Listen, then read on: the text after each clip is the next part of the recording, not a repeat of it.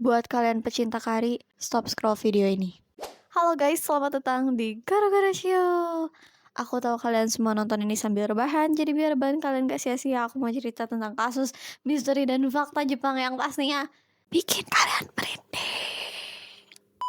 Wakayama Kari Poisoning merupakan salah satu kasus tragis yang sempat mengguncang Jepang dan masih menyisakan banyak pertanyaan hingga saat ini. Jadi guys, pada tanggal 25 Juli 1992, di sebuah acara festival di daerah Wakayama, para warga ini berkumpul untuk menikmati acara malam bersama. Dan salah satu hidangannya adalah kari buatan seorang warga yang menjadi titik awal dari sebuah malapetaka.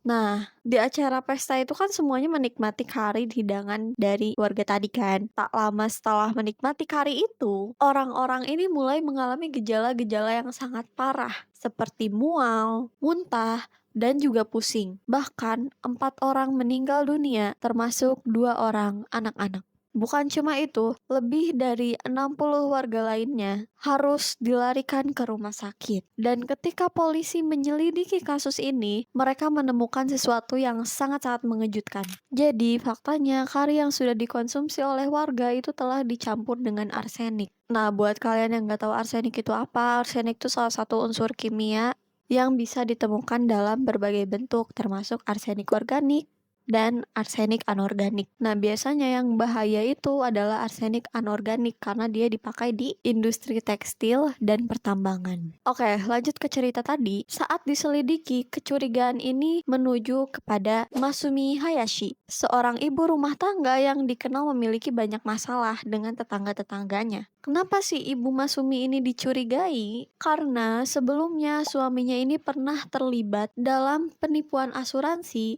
dan polisi menemukan zat arsenik di rumah mereka. Dan zat itu merupakan zat yang sama dengan yang ditemukan di kari yang sudah dikonsumsi oleh warga. Setelah kejadian itu, pada tahun 2002, Masumi resmi dinyatakan bersalah dan dijatuhi hukuman mati. Tapi sampai saat itu, Mayumi bersikeras bahwa ia tidak bersalah. Dan banyak orang yang percaya bahwa Mayumi ini hanya dijadikan kambing hitam. Karena itu, kasus ini menjadi kontroversi karena minimnya bukti yang langsung menghubungkan dengan pencampuran arsenik tersebut. Nah, menurut kalian gimana? Apakah Masumi Hayashi ini benar-benar bersalah? Atau mungkin ada orang lain di belakangnya? Oke guys, terima kasih udah nonton video ini sampai habis. Buat kalian yang punya cerita seru atau apapun itu tentang Jepang, bisa kalian kirim ke email yang ada di bio TikTok Goro-Goro. Dan jangan lupa follow biar bahan kalian bisa ditemani cerita-cerita dari kami. Jani!